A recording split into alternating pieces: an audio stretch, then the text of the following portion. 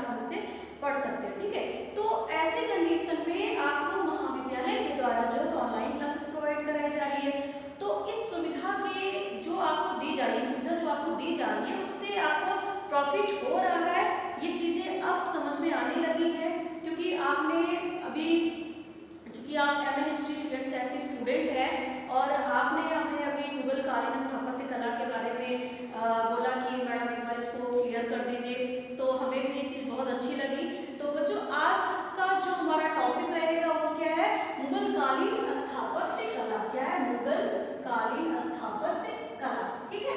तो आज हम मुगल कालीन स्थापत्य कला के बारे में पढ़ेंगे, लेकिन मुगल कालीन स्थापत्य कला के बारे में पढ़ने से पहले हम थोड़ा सा इसके बारे में जान लें कि जो स्थापत्य कला है उसकी मुगलों की बात हो रही है, तो स्वाभाविक सी बात है कि मुगल काल की या मुगल वंश की नींव डालने वाला कौन है? जैसे कि आप सभी जानते हैं कौन है?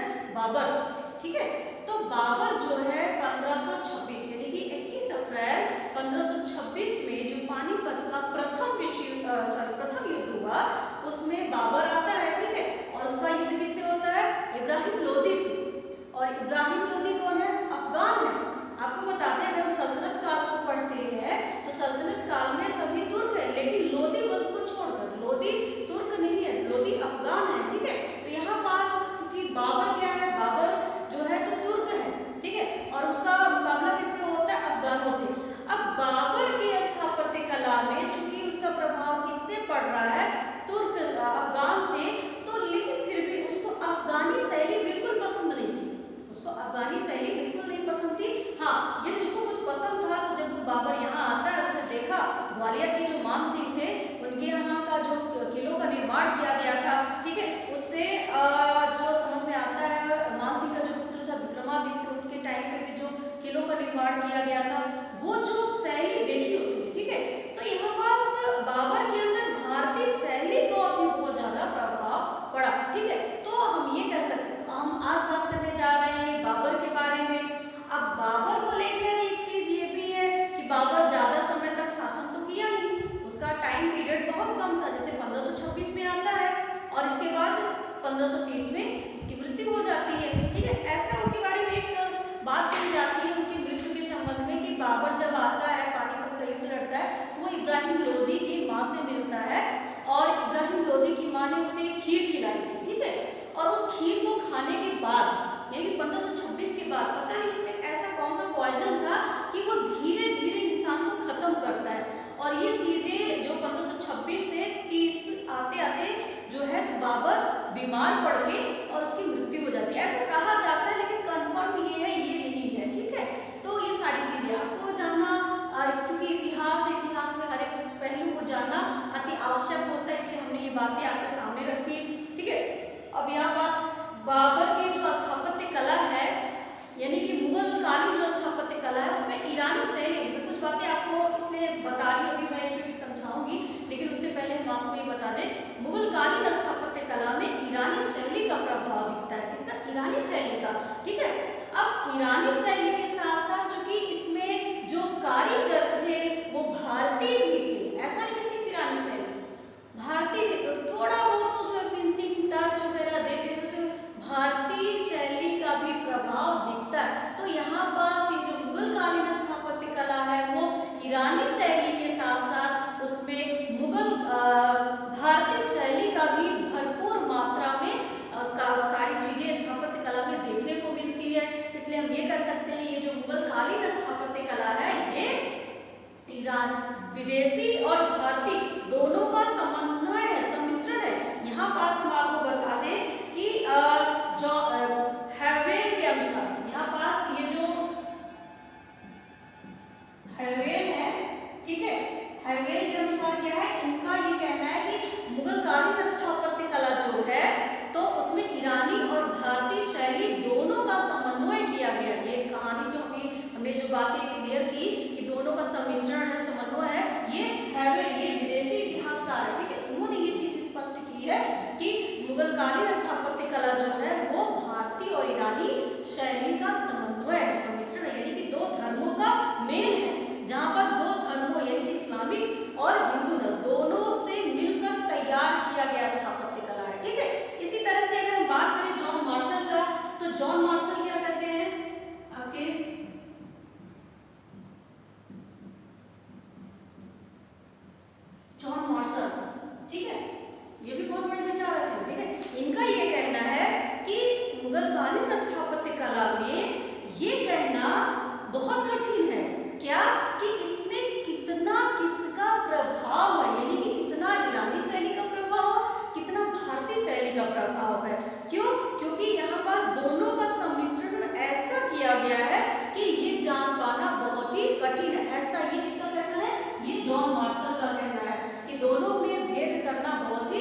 रखी गई। ठीक है, तो ये हो गई कुछ उसके बारे में फैक्ट जो मुगलकालीन स्थापत्य कला के बारे में कही गई है सारी चीजें। ठीक है, अब हम बात करते हैं मुगलकालीन स्थापत्य कला में सबसे पहले, चूंकि मुगल वंश का संस्थापक कौन है? बाबर।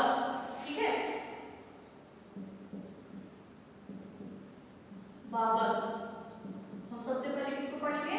बाबर को पढ़ेंगे। ठीक है, अब बाबर के बारे में चूंकि अभी हमने आपको बताया कि जो मुगलकालीन स्थापत्य कला है वो सबसे पहले जब बाबर आता है किससे युद्ध होता है? इब्राहिम लोदी से। इब्राहिम लोदी वो अफगानी था, उसके साथ इसको प्रभाव किसको पड़ना चाहिए? अफगानी का। इसने कार्य तो किया लेकिन इसको उसमें कोई विशेष रुचि नहीं थी, अफगानी शैली को ये बिल्कुल भी पसंद नहीं करता था। ठीक है, अब इसकी कुछ इमारतें हैं जिसको आपको जानना है। जैसे आप ज्यादा समय तो देखिए स्थापत्य कला कब अपने चरमोत्कर्ष में पहुंचता है? जब कोई शासक कुछ लंबे समय तक कार्य करे। ठीक है, काफी समय तक कार्य करे, लेकिन यहाँ पास बाबर के पास इतना टाइम नहीं था कि वो इतना कुछ कर सकते, लेकिन फिर भी उसने जो कार्य किया है वो फिर भी कुछ काबिले तारीफ है जो कि आज नहीं देखने को मिल रहा है। लेकिन उस टाइम पे बाबर के द्वारा जो स्थापत्य कला अपनाई गई थी उसमें आपका पहला क्या था?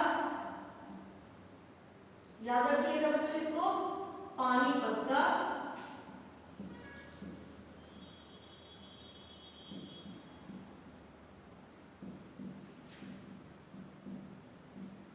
क्या है? काबुली मस्जिद।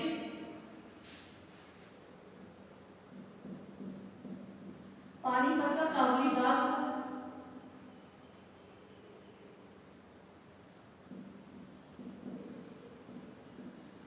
ठीक है, इसकी जो पहली स्थापत्य कला का जो अनुपम उदाहरण है क्या है?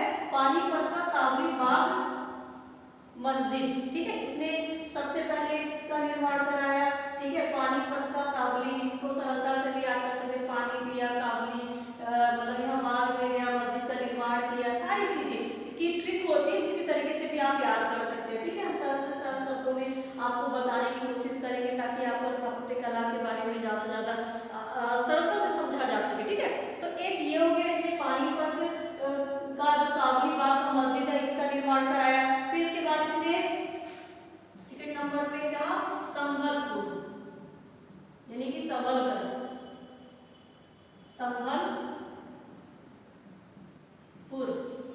संभलपुर में भी क्या किया है? इसने मस्जिद का निर्माण किया।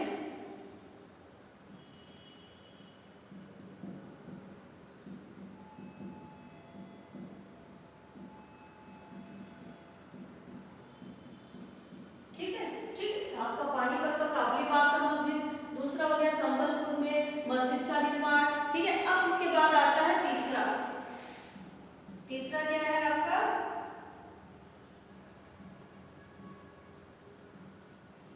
आगरा के किले में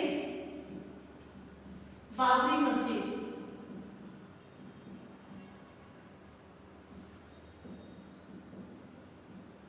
बाबरी मस्जिद का निर्माण। ठीक है,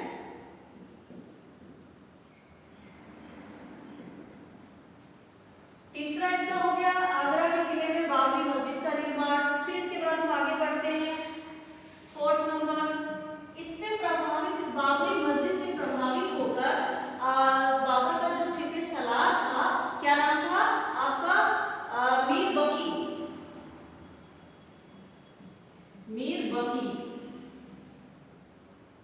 मीर बकी की बात बताते हैं आपको।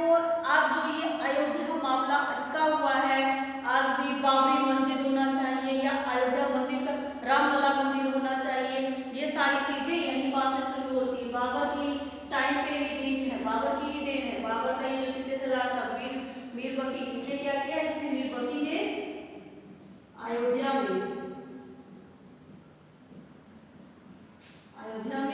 क्या किया? बाबरी मस्जिद का निर्माण किया।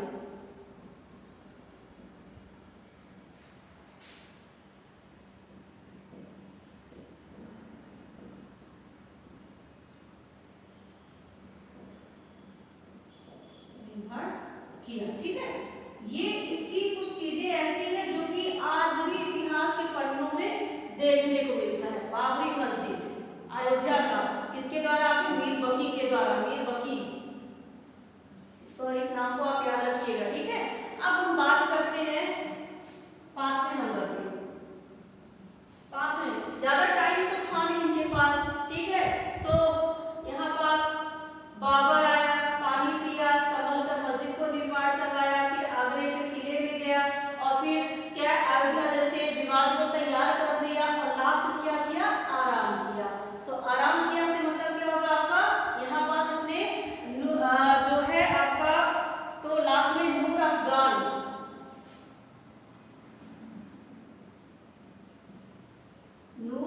अफगान बाग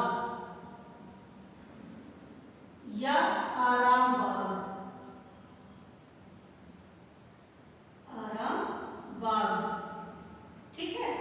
आराम बाग या इसको क्या कहा जाता है आपका, हस्त बहिष्ठ, हस्त बहिष्ठ, हस्त बहिष्ठ, ठीक है। यहाँ पास ये नूर अफगान बाग का निर्माण करवाया, इसको आराम बाग के नाम से भी जाना जाता है, इसको हस्त बहिष्ठ के नाम से भी जाना जाता है। पहले मतलब इसकी जो पांचवी जो स्थापत्य कला था उससे ये क्लियर होता है कि ये लास्ट में क्या किया, मतलब एक ट्रिक होती है अगर जिसको हम सरलता से याद कर सकते हैं कि बाबर आया, पानी पिया, ठीक है, संभल कर कार्य करने की कोशिश की और क्या किया, आगरा में बाबरी मस्जिद बनाया, बाद में ऐसा काम किया कि वो बवाल खड़ा कर दिया था अयोध्या में और लास्ट में जाकर कहा आराम बाग में आराम करने लगे, यानी कि नूर अफगान बाग या आराम बाग या हस्त बहिष्ठ के नाम से भी इसको जाना जाता है। तो इस तरह से बाबर के द्वारा ये सारे कार्य किए गए। बाबर के टाइम पे जो स्थापत्य कला की शुरुआत हुई उसमें भारतीय और ईरानी दोनों का सम्मिश्रण पाया गया, ठीक है। तो बच्चों यहाँ पास हम आपको बाबर के बारे में, बाबर के स्थापत्य कला के बारे में हमने आपको बताया, चूंकि इसमें आपको डेटिंग के ऊपर बहुत ज्यादा विशेष ध्यान नहीं देना है, यहाँ पर बाबर के द्वारा जो स्थापत्य कला में मेन कार्य किया गया उस पर आपको फोकस करना है, ठीक है। तो बाबर का टाइम चूंकि उसके पास ज्यादा समय तो था नहीं, सिर्फ और सिर्फ 1526 से 1530 तक, ठीक है, उसने 4 युद्ध लड़े, ठीक है। तो यहाँ पास ये सारी चीजें चूंकि युद्धों के बारे में हमने आपको बता चुके हैं कि क्या क्या, बाबर आया, पानी पिया, खाना खाया, चांद देखा और घाघरा पहन के सो गया। ये एक ट्रिक होती है बेटा जो कि आपको पढ़ने के लिए, जैसे बाबर आया, पानी पिया, यानी कि पानीपत का युद्ध लड़ा, ठीक है, बाबर आया, पानी पिया, चांद देखा, चंदेरी का युद्ध किया, ठीक है, खाना खाया, खानवा का युद्ध किया, ठीक है, और फिर इसके बाद चांद देखा, घाघरा पहना और सो गया, यानी कि लास्ट में घाघरा का युद्ध भी होता है ना, और इसके बाद वो 1530 में उसकी मृत्यु हो जाती है। तो हर एक चीज की ट्रिक होती है, अगर ट्रिक के द्वारा आप याद करते हो तो आपको सरलता से याद हो जाती है। तो बच्चों आज के लिए हमारा ये बाबर का जो टाइम है, बाबर का स्थापत्य कला, उसके बारे में हमने आपको बताया। कल हम आपको फिर से हुमायूं के स्थापत्य कला के बारे में बताएंगे, हुमायूं के टाइम के बारे में बताएंगे, किस तरह से उसको किन किन लोगों ने क्या क्या संज्ञा दी, क्या क्या बातें की, सारी चीजें। तो बच्चों आप इसको ध्यान से पढ़िए, समझिए, जो चीजें आपको समझ में ना आए आप हमें फिर से ग्रुप के माध्यम से पूछ सकते हैं। तब तक के लिए हम आपसे फिर से अलविदा लेते हैं और हम कल फिर आपको इसी टॉपिक में आगे की ओर बढ़ते हुए हम आपको